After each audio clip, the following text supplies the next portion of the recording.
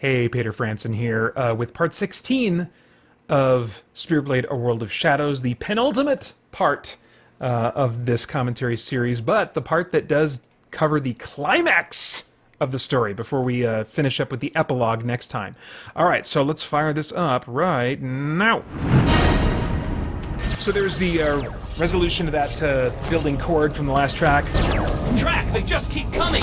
And I will keep killing. Ran! Merrick, where are you? About 10,000 feet in the air. I've got Legion with me. The Sanctavi have them contained, but it won't last long.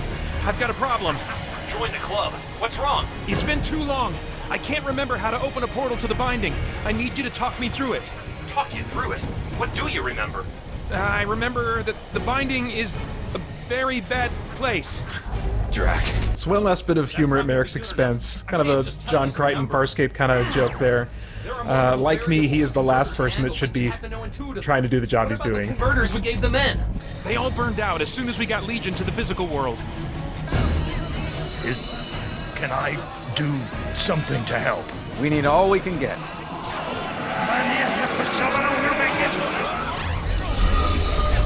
Keep your focus, brothers.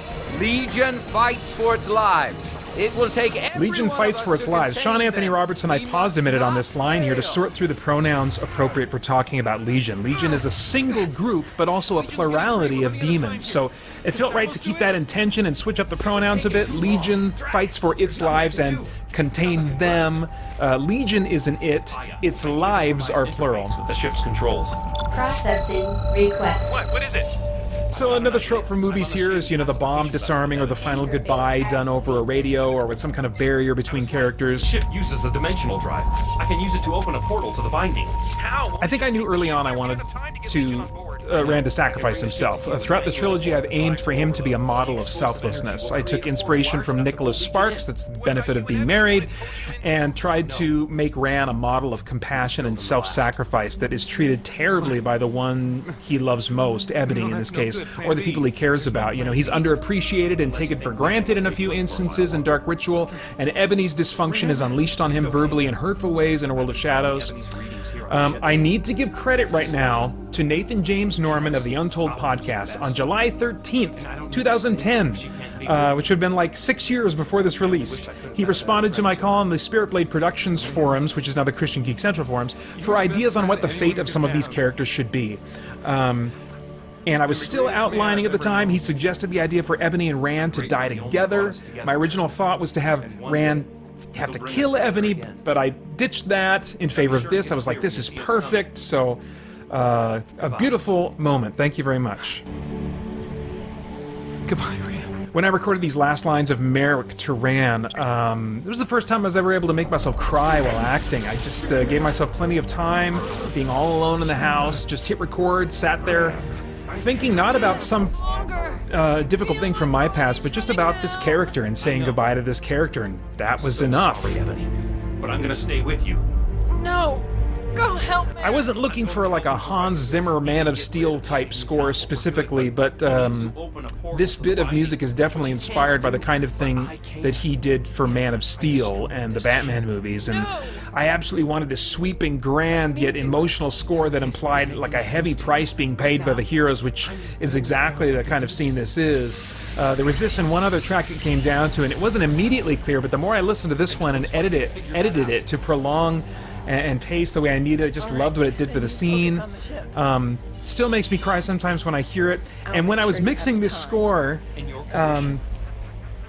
Holly, my wife, could hear it from the next room where she was working, and she would just feel drained from hearing it play over and over again all morning. In fact, first time I dropped the score into the scene to play it underneath the action for the first time, before even editing it to sync up better with events, Holly burst into my office after a few minutes with this exasperated, bittersweet smile and puffy eyes from all she'd been overhearing from where she was working. She said, "You're going to have people bawling their eyes out." And I laughed and I said, "I sure hope so." It was really important to me that Holly perform the voice at the end here, not the Shaden assassin voice performed by me. The presence of her voice brings closure to her story and also allows us to more easily imagine Ebony doing all this crazy combat stuff. There's a moment like this in the Spirit Blade novella where Ebony U.2's subplot originates. We're going to come back to Ebony in a second. You'll hear... Here we go. And she's just destroying her body. She's in enormous pain, fighting off a room full of demons. Comfort yourself. I'm sure I'm biased, but I think Holly was amazing in this scene. This time around, I didn't have her get to know the script really well in advance because she noticed that she was most emotionally engaged when the material was still fresh to her. And then we did a combination of crazy stuff on top of that, physical stuff like doing push-ups and screaming and lifting weights, and I refused to give her any water so her voice would dry out in fatigue, and I yelled with passionate shouting directions to propel her forward, and by the end we were both hoarse. But in the process, I got some great deliveries with breaks in her voice and genuine weariness and self-determined resolve. I mean, man, so much of this was real because we just did whatever crazy things we could in my office to make it real. Love you, Ebony.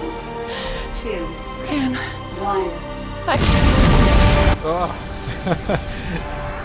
I snatched that moment away, you know. Was she going to object to his love given how she's treated him and not be able to accept his love? Was it going to be her returning that simple statement back to him, or some more involved expression of her feelings for him? What was it going to be? I wanted to take that away from listeners for two reasons. One, to make the moment more tragic and costly, and two, to place the true culmination of their love for each other beyond this life. I think we put too much emphasis on trying to make all our dreams come true in this life, and that's not what this life is about.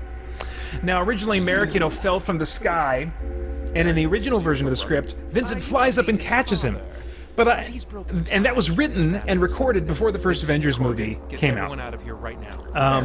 Where Iron Man flies into the portal to stop this invading force of evil, demon-like creatures, and then he comes and falls, and then the Hulk, a gruff ally, catches him, and I was like, oh, crap. So I changed it a little bit, Coming out into the physical but world. I can promise you that was just randomly two creative types coming up with a similar idea at the same time.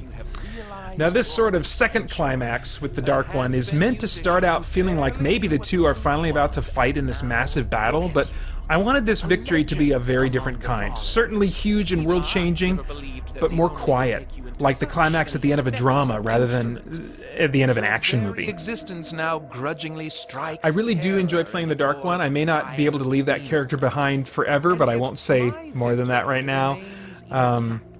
I think before I've said that my performance style with him is based a bit on Mark Hamill's Joker from the animated series of Batman, but I actually think he was much more heavily inspired by the character Scorpius from Farscape, a character who you can tell just enjoys speaking and almost approaches sentences with a touch of musicality in his inflection and his pacing and stuff, so much emphatic subtext in that kind of character, which is what I enjoyed trying to bring while playing the Dark One.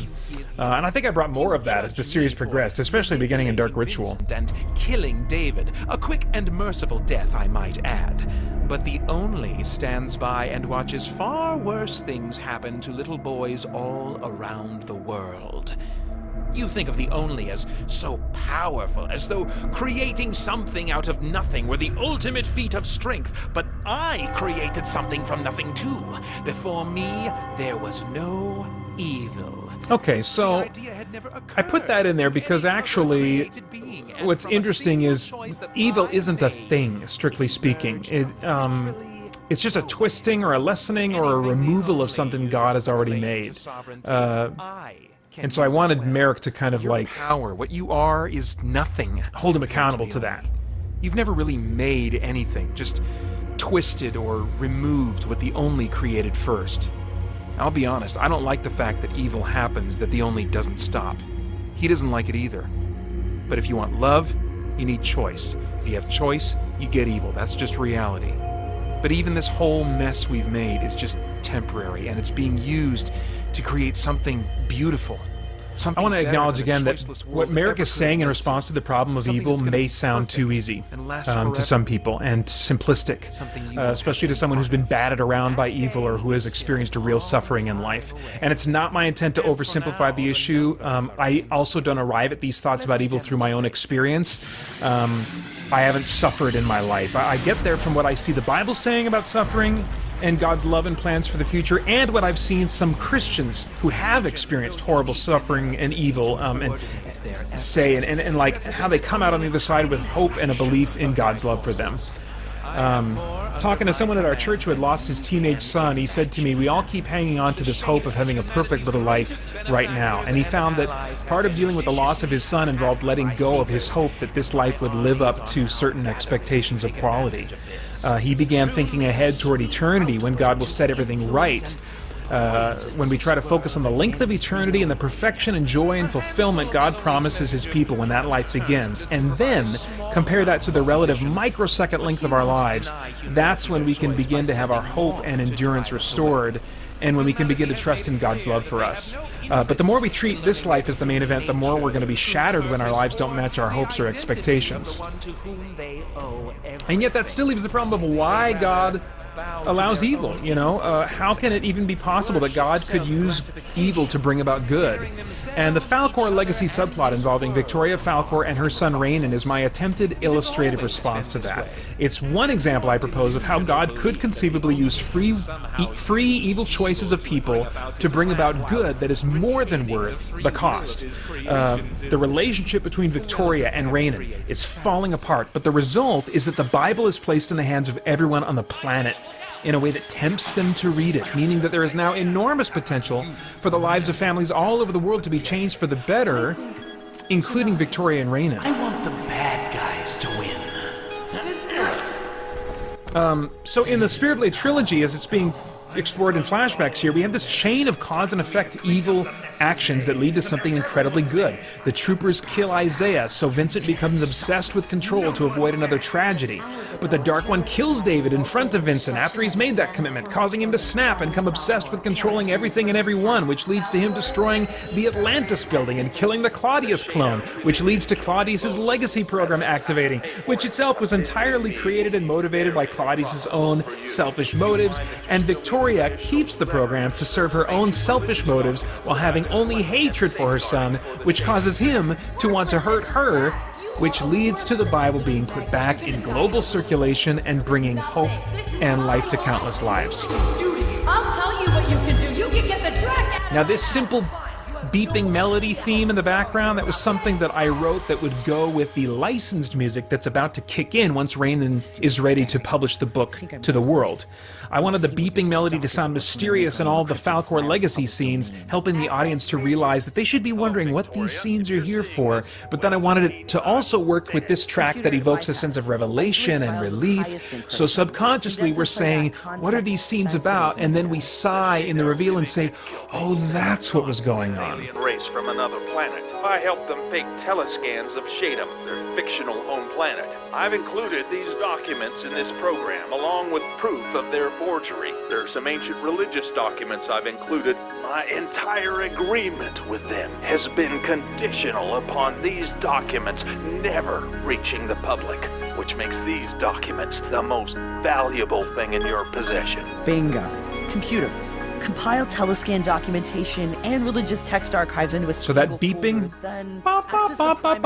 that was in the previous scenes dealing with Rainon and Victoria. But everything under it now is this licensed track that it was composed to go along with and just have a different vibe to it when we get to this scene. Please note you are about to register all files in this folder to the public domain and publish them to all registered citizen file accounts. Do you wish to continue? Oh yeah. Publish.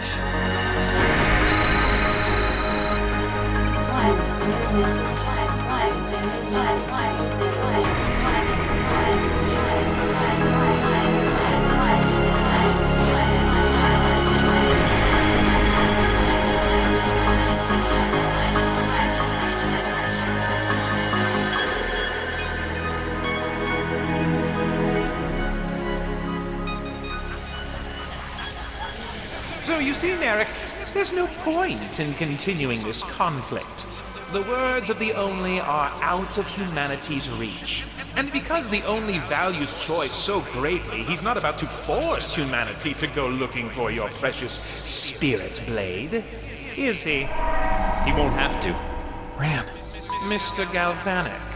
It was hard to let Rand die. I considered at some point having some of Rand's memory stored like on a machine, which his spirit could then tether to and allow him to return in a 100% synthetic body. But I realized that was just me having the same tendencies we all do to want to see everything work out while we're still living this life. So, although early on I considered a bonus post-credits scene where a terminal at the Liberation begins acting funny and then we hear Rand's voice coming out of it, I abandoned the idea and realized, no, he is freaking way better off. Why bring him back? I wish I could describe what relationships are like. I think part of me also just didn't want to force myself to be done with stories about Rand forever, because I really have affection for him as much as you can for a fictional character. And I think that probably speaks actually to how much he represents Jesus, how much he represents the self-sacrificial love modeled by Jesus. Facts about this shocking development are still coming in. John R. asks, will there be any side stories like the sci-fi Battlestar Galactica series did, or is it time to move on and start another story? Well, as you might have guessed by now, yes, it's time to move on. I have absolutely no plans to ever return to the world of Spirit Blade. That doesn't mean it couldn't happen, but it's not something I can imagine wanting to do right now, even though I will miss these characters and the cool world, if I say so myself anyway, that they live in. But going forward, I have other things I want to explore that I think will play to my strengths more and result in a better final product. So, what appears to be an ancient religious text. Preliminary examinations indicate the documents promote an absolutist philosophy that may be harmful if read. The President and Federation representatives request that you avoid reading these documents until further analysis can be performed. The entire book. We had a lot of it, but Atlantis had the whole thing. And now just like that, everyone else has it too. Over 70% of RCF account holders have already started reading it. For those alive now, it's a new book. One they've only heard whispered stories about.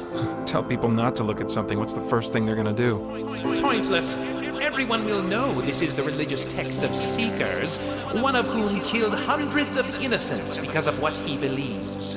Seekers have their PR work cut out for them, but the Spirit Blade stands on its own. If the messengers are returning, then at least some people in this world are getting hungry for the truth, and it'll all come out in the end.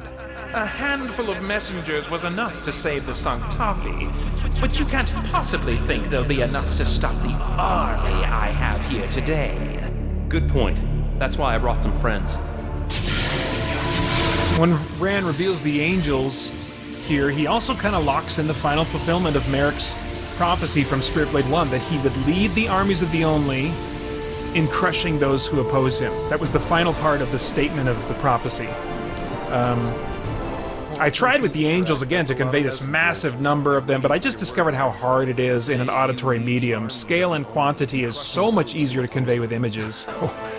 Okay. Looks like you're outnumbered. This isn't over. I will plague you for the rest of your days. I know. One day, you'll be a weak old man and death will come for you. One day you'll find out what it really means to die. You can... Just like I did with the end of the original Spirit Blade, I just wanted to communicate that this life is always going to be a struggle. That, like, yeah, this main big story is over and stuff, but there's another battle tomorrow, you know? The Dark One leads the battle. So this is me doing both of these demon voices at the end here. Feels victory is ours without him.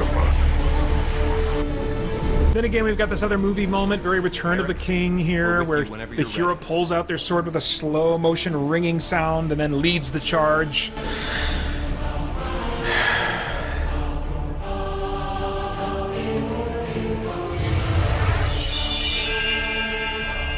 And I don't play this battle out because I think it's better left to the imagination, and the music sells the victory of the moment better than a battle would.